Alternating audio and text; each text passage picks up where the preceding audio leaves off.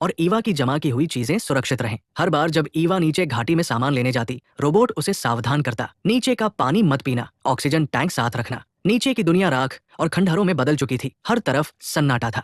अपनी खोज के दौरान ईवा एक पुराने सुपरस्टोर तक पहुंचती है, जहां टूटी अलमारियों के बीच उसे कुछ बचा हुआ खाना, दवाइयां और अनजाने में लेवेंडर के बीज मिल जाते हैं। उम्मीद की एक छोटी सी झलक। ईवा जानती थी कि अब पौधों का उगना लगभग असंभव है, फिर भी उसने उम्मीद नहीं छोड़ी। उसने लेवेंडर के बीज संभाले और उस उजड़े इलाके से बाहर निकल आई। उसे अब भी यकीन था कि कहीं न कहीं कोई और इंसान जिंदा है, इसलिए उसने सुपरस्टोर की दीवार पर संदेश लिखा, अगर कोई बचा है तो मेरे पास आओ। लेकिन दिनों की तलाश के बाद भी कोई जवाब नहीं मिला। जब ईवा आखिरकार अपने ठिकाने लौटी तो उसका रोबोट साथी दरवाजे पर उसकी प्रतीक्षा कर रहा था। अंदर जाने से पहले ईवा को हमेशा की तरह पासवर्ड बोलना पड़ा, क्योंकि यही एक नियम उसे सुरक्षित रखता था। कई बार रोजाना गेट से अंदर बाहर होने के बावजूद रोबोट का नियम कभी नहीं बदलता था। एक दिन थककर ईवा ने जानबूझकर गलत पासवर्ड डाल दिया।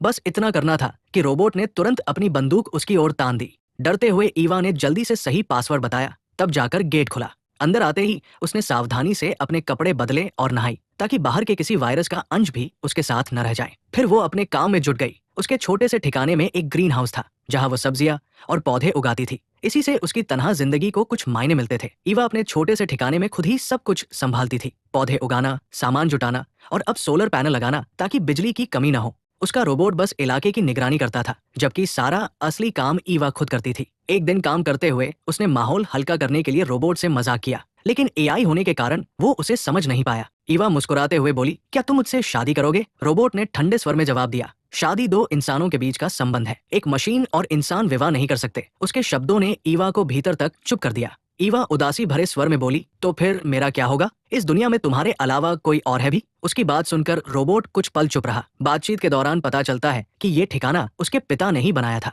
उन्होंने जाते समय वादा किया था कि जल्द लौट आएंगे, लेकिन कई साल गुजर गए और वे कभी वापस नहीं आए। अब सिर्फ ईवा और वही रोबोट बचा था। धीरे धीरे वो रोबोट भी ईवा की भावनाओं को समझने लगा था। एक दिन उसने शांत आवाज में कहा, मेरी प्रणाली सिर्फ 40 साल तक चल सकती है, अगर मैं बंद हो गया तो तुम्हारा क्या होगा ईवा? ईवा हंसते हुए बोली, कोई बात नहीं, नहीं रहे तो मैं कोई और रोबोट ढूंढ लूंगी। फिर उसने रोबोट से उसके नियमों के बारे में पूछा। रोबोट ने गंभीर स्वर में बताया, पहला नियम, किसी भी इंसान को नुकसान नहीं पहुंचाना। दूसरा, इंसानों के आदेशों का पालन करना। तीसरा, अपनी सुरक्षा करना, लेकिन इस दौरान किसी इंसान को नुकसान नहीं पहुंचाना और हर आदेश का पालन करना जरूरी नहीं। ईवा मुस्कुराई और याद दिलाई, लेकिन तुम चौथा काम भी करना था, नई ऊर्जा के स्रोत ढूंढना, ताकि हमारा ठिकाना हमेशा चल सके। रोबोट ने गंभीर स्वर में कहा, मैं केवल सुरक्षा रोबोट हूँ, मुझे सामान इकट्ठा करने या किसी की मदद करने के लिए नहीं बनाया गया। मेरा काम तुम्हारी सुरक्षा करना और अजनबियों को यहाँ आने से रोकना है। मेरे लिए अजनबी वही है जो पासवर्ड नहीं जानता। ईवा ने उसकी बात पर गहरी निराशा और नाराजगी के साथ कहा, तो क्या मतलब है कि अगर कोई पासवर्ड नहीं जानता तो तुम उसे रोक दोगे, चाहे वो इंसान मर रहा हो?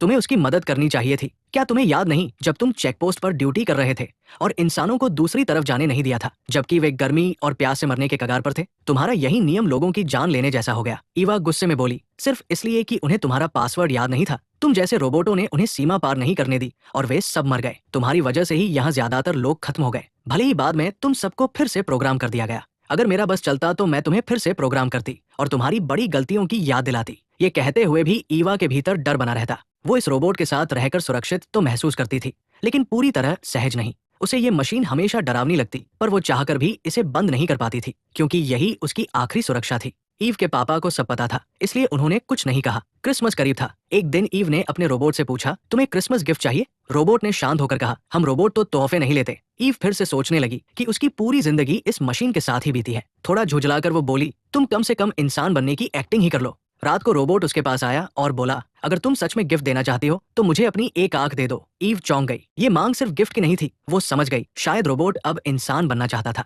ताकि मैं सब कुछ देख सकूं, रोबोट ने कहा। ईवा ने चौंक कर उसकी तरफ देखा, फिर धीमे से बोली, शायद हम इस पर सोच सकते हैं। अगली सुबह ईवा नीचे जाने को तैयार थी, नकली पेड़ लेने के लिए, क्योंकि असली पेड़ अब धरती पर बचे नहीं थे। क्रिसमस की तैयारी अधूरी लगती थी उसके बिना। रवाना होने से पहले आर्थर ने कहा, ऑक्सीजन टैंक लेना मत भूलना और नीचे का पानी मत पीना। ईवा ने सिर हिलाया। लौटते वक्त उसके हाथ में ट्री बॉक्स था। जैसे ही वो घर में दाखिल हुई, रोबोट ने रोज की तरह पूछा, पासवर्ड? एवा ने पासवर्ड बताया, लेकिन रोबोट ने तुरंत उस पर बंदूक तान दी। उसने ठंडी आवाज में कहा, ये गलत है। दरअसल पासवर्ड हर 3 महीने में बदलता था और नया वाला एवा के पापा की पुरानी डायरी में लिखा था। वो सारे कोड उसी ने सेट किए थे। अब वो डायरी घर के अंदर थी और बिना सही पासवर्ड के एवा अंदर नहीं जा सकती थी। सामने उसका अपना घर था, लेकिन अंदर जाने का रास्ता रोबोट ने बंद कर दिया था। एवा रोबोट से बोलती है, प्लीज मुझे अंदर जाना है, मैं बस डायरी देखना चाहती हूँ।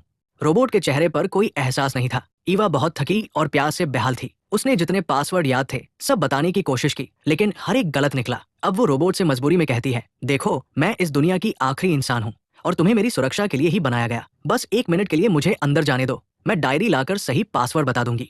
लेकिन रोबोट ने उसकी एक भी बात नहीं सुनी। उसकी ठंडी आंखें केवल मशीन जैसी प्रतिक्रिया देती रहीं। कोई समझ या सहानुभूति नहीं। ईवा के दिल में निराशा और डर बढ़ गया, लेकिन वो हार मानने को तैयार नहीं थी। ईवा थोड़ी दूर बैठ गई और सोचा कि जैसे ही रोबोट का ध्यान किसी और चीज में जाएगा, वो चुपके से उसे मात देकर घर के अंदर चली जाएगी। लेकिन जैसे ही उसने अपनी योजना शुरू की, रोबोट ने साइड से बंदूक तान ली। ये खतरा उसके लिए जानलेवा साबित हो सकता था। अब ईवा अंदर जाने के लिए और भी बेसब्री महसूस करने लगी। थोड़ी देर बाद उसने एक नई चाल सोची और रोबोट के पास जाकर बोली, मुझे अंदर जाने दो। ईवा, मुझे कुल्हाड़ी चाहिए, मुझे पेड़ काटने हैं। रोबोट ने ठंडी आवाज में कहा, इस दुनिया में अब कोई जीवित पेड़ नहीं बचे हैं। तो फिर तुम्हें कुल्हाड़ी क्यों चाहिए? रोबोट ने पूछा। यानी वो सब कुछ याद रखे हुए था, ईवा को भी और हर छोटी बात को, मगर उसका प्रोग्राम उसे रोक रहा था। उसके नियम साफ थे, बिना पासवर्ड किसी को अंदर नहीं जाने देना। ईवा समझ गई कि वो बस एक मशीन है, लेकिन फिर भी वो उसके सामने एक इंसान की तरह झुक गई। धीमी आवाज में बोली, प्लीज बस 1 मिनट के लिए जाने दो, मैं अंदर से डायरी लाकर सही पासवर्ड बता दूंगी। लेकिन रोबोट ने उसकी एक भी बात नहीं मानी। उसके अंदर कोई नरमी नहीं थी, सिर्फ नियम थे। ईवा ने कहा, ठीक है, बस 1 मिनट के लिए मुझे अंदर जाने दो। तुम मेरा पीछा करना, अगर मैं सही पासवर्ड न बताऊं तो तुम मुझे मार देना।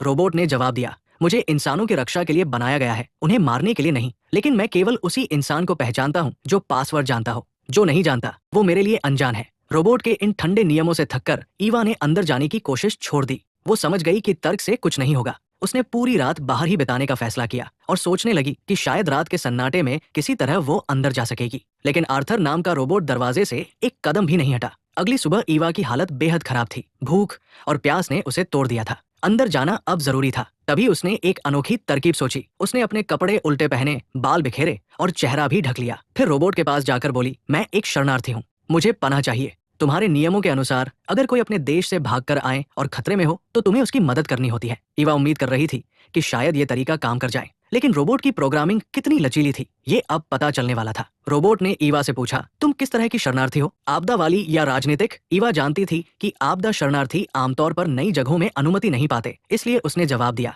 मैं राजनीतिक शरणार्थी हूँ, मेरे देश में युद्ध चल रहा है। रोबोट ने कुछ सेकंड सोचा और फिर कहा, ठीक है, मैं तुम्हारी बात मान लेता हूँ, लेकिन तुम्हें पीछे से आना होगा। असल में वो उसे पूरी तरह स्कैन करना चाहता था। ईवा ने हामी भरी और धीरे धीरे पीछे की ओर गई, लेकिन जब वो दूसरी ओर से लौटी तो फिर से ठीक वैसी ही दिख रही थी, वही असली ईवा। और अब रोबोट के पास एक और फैसला लेने का समय था, और यही ईवा से चूक हो गई। जब रोबोट ने उसका असली चेहरा देखा तो उसे शरणार्थी जैसा नहीं लगा। उसने फिर से दरवाजा बंद कर दिया और शरण देने से इनकार कर दिया। तीसरी बार जब ईवा अपनी असली पहचान के साथ सामने आई तो रोबोट ने अजीब बात कही, थोड़ी देर पहले एक अनजान व्यक्ति और एक शरणार्थी आए थे, लेकिन मैंने उन्हें भगा दिया। ईवा हैरान रह गई, क्या रोबोट अब बातें याद करने लगा है? उसने धीमे से कहा, कृपया मुझे अंदर जाने दो। लेकिन रोबोट फिर उसी नियम पर अड़ा रहा, पासवर्ड बताओ तभी प्रवेश मिलेगा। थक चुकी ईवा पीछे मुड़ी और जाते जाते बोली, अगर कोई शरणार्थी आए तो उसे पानी जरूर देना। लेकिन खुद उसे भी पानी चाहिए था। थोड़ी देर बाद वो फिर से शरणार्थी के रूप में रोबोट के पास गई और बोली, मुझे पानी चाहिए। रोबोट ने उसकी तरफ देखा और जवाब देने से पहले जांच शुरू कर दी। फिर कहा,